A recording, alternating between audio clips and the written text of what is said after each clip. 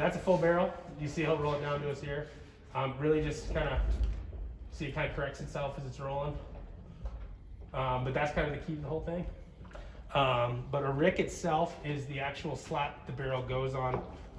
And then ricks, this is called a rick house, right? It's a house full of ricks. The really unique things about this building, as you can see, there's no insulation, right? So the ricks itself inside are the actual structure of the building itself.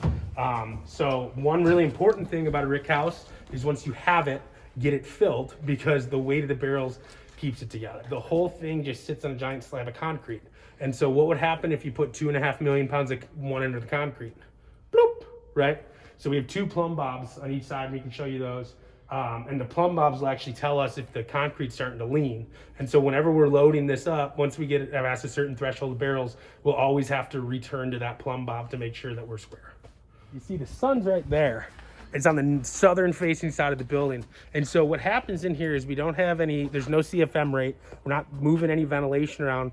All the respiration is occurring naturally. And so what we're allowing to happen is we create microclimates, right? So when we go through, you actually see the first floor is pretty cool. When you're on the south side, it's actually decently warm.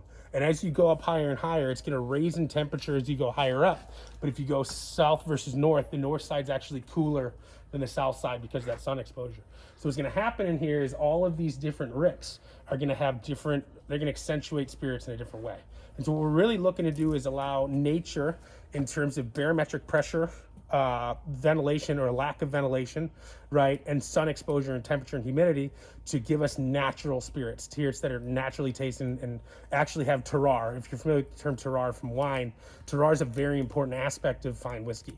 You know, the world has stated that Scotland makes great whiskey. We're on a very similar latitude to Scotland, right? And so what we're really trying to do is just let these barrels sit, rest, not disturb them too much, sample them when appropriate, and once they've reached an age where they're spectacular, show them to the world.